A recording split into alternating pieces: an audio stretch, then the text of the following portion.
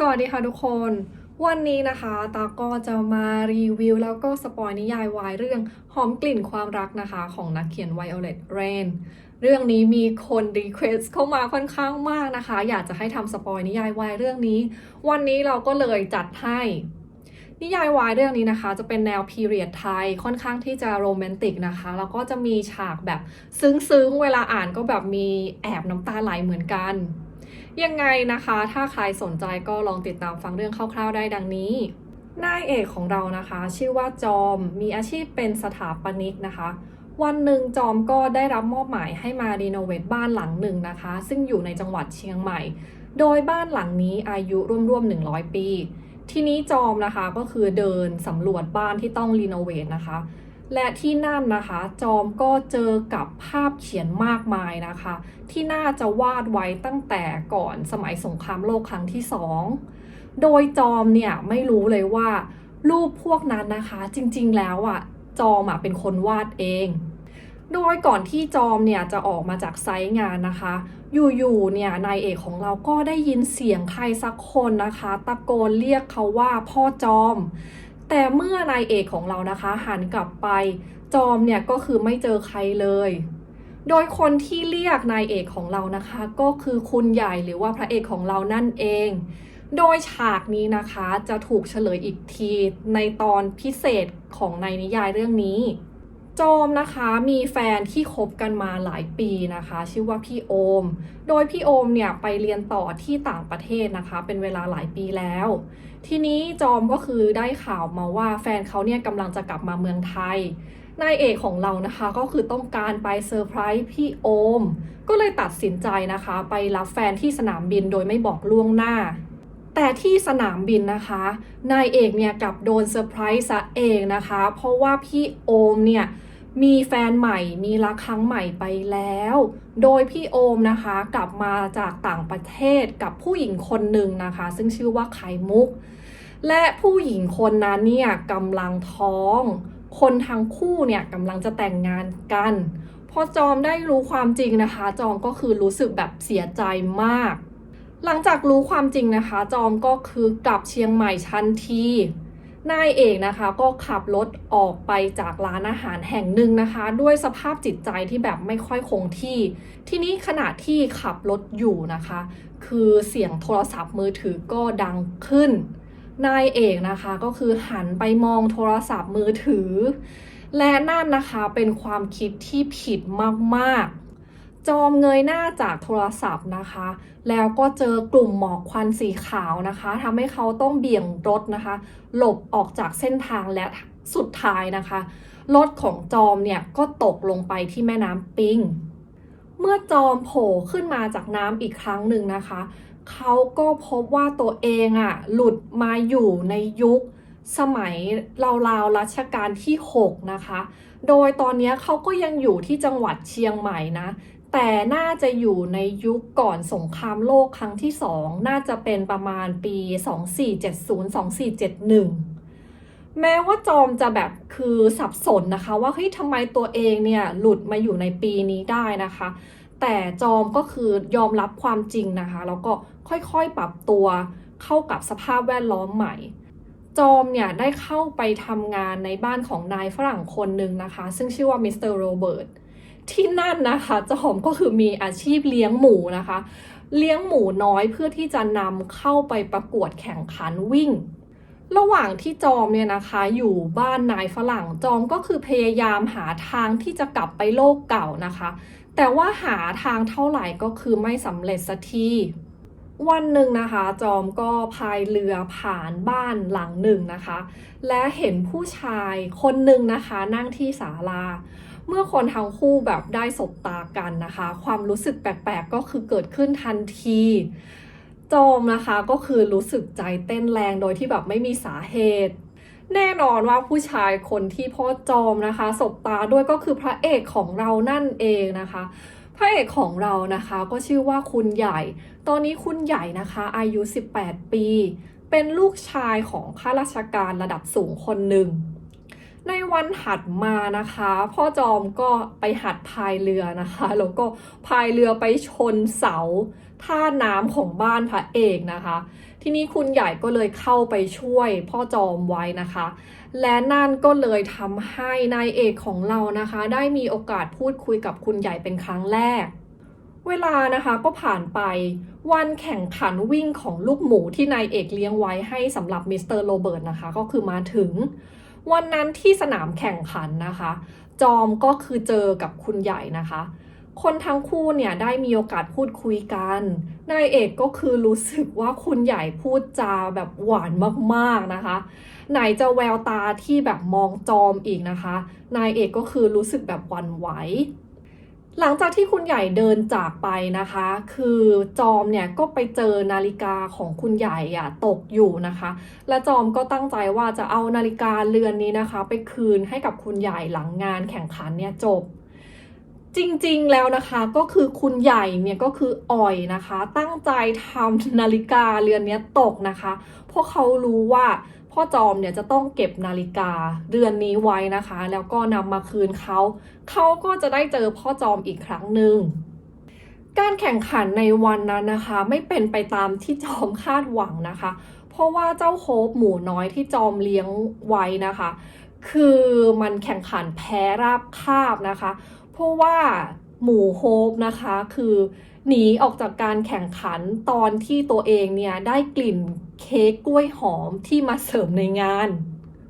วันต่อมานะคะจอมก็เอานาฬิกาของคุณใหญ่เนี่ยนะคะมาคืนที่บ้านพระเอกก็คือแบบขอบใจนะคะที่นายเอกเอามาคืนแล้วก็บอกให้จอมเนี่ยไปคิดว่าอยากได้อะไรเป็นของขวัญซึ่งแน่นอนนะคะจอมก็คือปฏิเสธนะคะคือไม่ได้อยากจะได้ของขวัญอะไรจากพระเอกในคืนวันหนึ่งนะคะเรื่องไม่คาดฝันเนี่ยก็เกิดขึ้นกับพ่อจอมนะคะจอมเนี่ยถูกขอร้องนะคะจากเมียน้อยของมิสเตอร์โรเบิร์ตนะคะให้นำจดหมายรวมถึงของแทนใจนะคะไปให้กับชายที่เธอรักนะคะเพื่อที่จะแบบเหมือนบอกตัดความสัมพันธ์จอมนะคะก็เป็นคนดีนายเอกก็คือใจอ่อนนะคะแล้วก็ตอบตกลงเข้าไปช่วยเหลือคืนนั้นนะคะในขณะที่จอมแบบไปเจอคนรักของเมียน้อยของมิสเตอร์โรเบิร์ตนะคะคนใช้ในเรือเนี่ยก็ดันมาเจอทั้งเมียน้อยของนายฝรั่งนะคะมาเจอจอมแล้วก็มาเจอชู้เรื่องราวมากมายนะคะก็เลยเกิดขึ้นเมียน้อยเนี่ยก็เลยโดนกล่าวหานะคะว่ากำลังจะคิดหลบหนีและพ่อจอมของเรานะคะก็คือโดนกล่าวหาไปด้วยว่าแบบไปร่วมมือเพื่อที่จะช่วยให้เมียน้อยของมิสเตอร์โรเบิร์ตเนี่ยหลบหนีจอมเนี่ยคือพยายามที่จะบอกความจริงนะคะว่าเขาไม่ได้จะช่วยอะไรเลยไม่ได้คิดจะช่วยกันหลบหนีแต่ก็คือแบบไม่มีใครเชื่อนะคะผลสุดท้ายนะคะในวันต่อมาจอมก็เลยโดนไล่ออกจากบ้านของมิสเตอร์โรเบิร์ตแน่นอนว่านายเอกของเราก็คือยังมีโชคอยู่บ้างนะคะวันผ่านมาเนี่ยคือคุณใหญ่เนี่ยขับรถผ่านมาพอดีนะคะแล้วก็เห็นจอมเข้าก็เลยถามว่าเฮ้ยเกิดอะไรขึ้นจอมก็เลยตัดสินใจนะคะเล่าเรื่องทั้งหมดให้คุณใหญ่ฟังนะคะและคุณใหญ่ก็เลยรับจอมนะคะเข้ามาทำงานที่บ้านของพ่อตัวเองและให้จอมนะคะเข้ามาอยู่ร่วมกับบ้านตัวเองนะคะโดยจอมเนี่ยจะทำหน้าที่เป็นคนดูแลรับใช้พระเอกนะคะที่เรือนหลังเล็กโดยคุณใหญ่นะคะคือย้ายมาอยู่เรือนหลังเล็กคนเดียวเพราะว่าต้องการ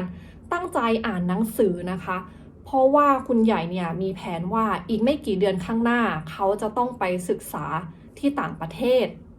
พอได้มาอยู่ด้วยกันนะคะคุณใหญ่ก็ไม่ได้ปิดบังความชอบที่ตัวเองมีต่อพ่อจอมเลยคุณใหญ่ก็พยายามเข้าหาพ่อจอมนะคะพูดจาแบบหวานนะคะแล้วก็แสดงออกถึงการกระทำว่าแบบคือสนใจพ่อจอมแต่นายเอกก็คือยังไม่แน่ใจนะคะว่าเฮ้ยคุณใหญ่เนี่ยคือชอบเขาจริงๆหรือเปล่านะคะคือจอมก็แบบไม่ได้อยากจะคิดเข้าข้างตัวเองในระหว่างที่ได้อยู่ด้วยกันนะคะคุณใหญ่เนี่ยแอบจับสังเกตได้หลายครั้งแล้วว่าจอมเนี่ยคือรู้เรื่องราวหลายอย่างที่ปกติเปล่าไพ่คนธรรมดาเขาแบบไม่รู้กันนะคะแล้วหลายครั้งเนี่ยจอมก็พูดจาเหมือนกับว่าตัวเองไม่ได้อยู่ในยุคนี้นะคะแต่มาจากยุคอื่นซึ่งคุณใหญ่ก็เก็บความสงสัยไว้กับตัว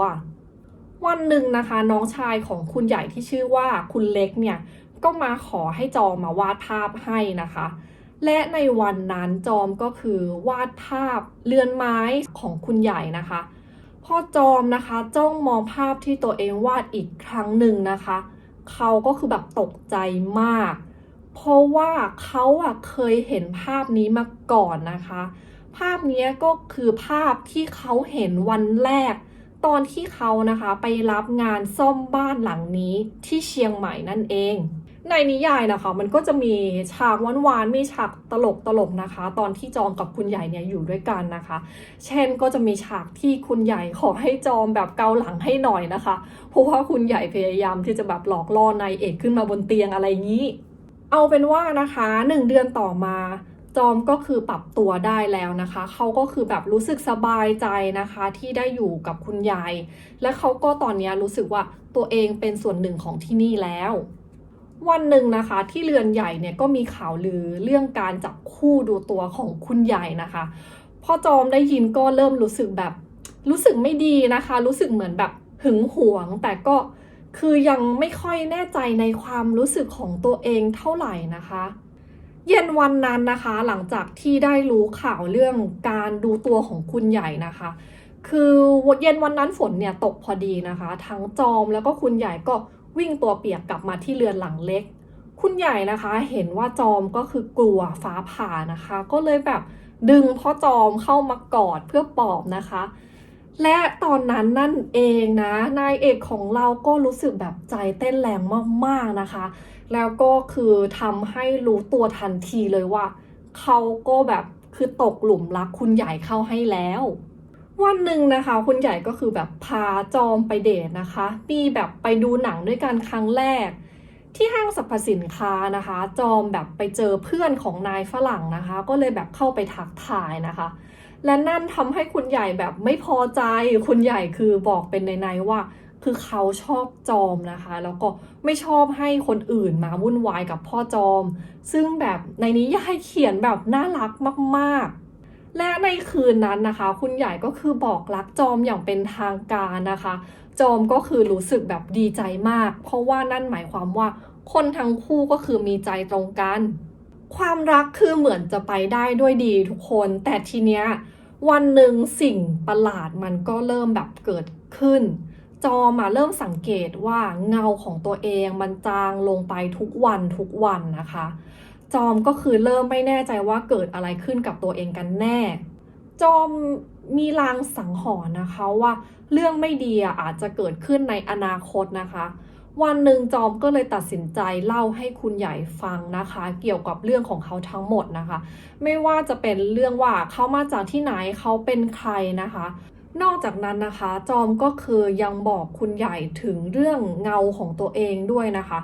จอมก็คือรู้สึกกังวลกับเรื่องที่เกิดขึ้นนะคะคุณใหญ่ก็คือรู้สึกเช่นเดียวกันนะคะวันหนึ่งนะคะจอมเนี่ยขอให้คุณใหญ่นะคะเอาโทรศัพท์มือถือของเขานะคะ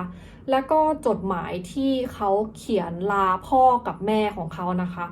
เอา2 สิ่งนี้เข้าไปใส่ในกล่องไม้กล่องหนึ่งนะคะแล้วก็ล็อกกุญแจเอาไว้จอมเนี่ยขอให้คุณใหญ่เนี่ยเก็บของสิ่งนี้เอาไว้นะคะให้ตกทอดถึงลูกหลานให้อยู่ในบ้านหลังนี้ขอให้สิ่งนี้มันอยู่ในบ้านหลังนี้ไปเรื่อยๆจนกระทั่งถึงวันที่จอมในยุคปัจจุบันนะคะจะมาเจอสิ่งนี้เข้าซึ่งมันก็เกิดขึ้นในอีกประมาณ100 ปีข้างหน้านะคะ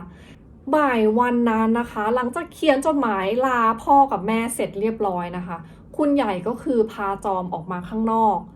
วันนั้นนะคะจอมก็ออกไปวาดรูปตามสถานที่ต่างๆในเชียงใหม่นะคะเช่นสถานีรถไฟอะไรแบบนี้ตกบ่ายวันนั้นนะคะคุณใหญ่ก็คือหยุดรถนะคะเพื่อให้จอมเนี่ยได้วาดรูปถนนเส้นหนึ่งซึ่งเป็นแบบมีต้นยางขึ้นขนาบทั้ง2 ข้างนะคะและบ่ายวันนั้นเนี่ยจอมก็คือวาดรูปคุณใหญ่นะคะยืนคู่กับรถคันสวยของเขานะคะบนถนนเส้นนี้ทีนี้นะคะอยู่ๆนะมันก็มีแบบหมอกประหลาดนะคะค่อยๆแบบคืบคลานเข้ามาหานายเอก และอยู่ๆนะคะจอมก็ไม่สามารถเห็นเงาของตัวเองได้อีกต่อไปจอมก็คือแบบไม่สามารถจะขยับตัวไปไหนได้จอมนะคะแบบคือตกใจมากนะคะพยายามตะโกนเรียกคุณใหญ่เป็นครั้งสุดท้ายนะคะเมื่อคุณใหญ่ได้ยินเสียงจอมนะคะคุณใหญ่ก็คือแบบพยายามจะวิ่งเข้ามาหาจอมแต่ก็แบบไม่ทันการทุกคนหมอกสีขาวดังกล่าวนะคะก็ได้ดึงตัวจอมนะคะออกจากยุคนี้ไปแล้วและนั่นนะคะก็คือแบบฉากจบนะคะของภาคที่1ของนิยายวายเรื่องหอมกลิ่นความรักนะคะทีนี้เราก็คือต้องมาตามลุ้นกันต่อในภาคที่2ทุกคนว่าสรุปแล้วคือพ่อจอมจะไปอยู่ที่ยุคไหนอีกนะคะจะได้กลับไปแบบยุคปัจจุบันหรือยังนะคะหรือจะแบบย้อนหลงยุคเข้าไปอีกยังไงนะคะในวิดีโออันนี้นะคะตาก็จะขอพูดสปอยไว้เฉพาะภาคที่1นะคะส่วนภาคที่2เนี่ยจะขออนุญาตเอาไว้ในวิดีโอถัดไปยังไงนะคะวันนี้เอาไว้แค่นี้ก่อนแล้วพบกันใหม่ในคลิปวิดีโอหน้าค่ะบ๊ายบาย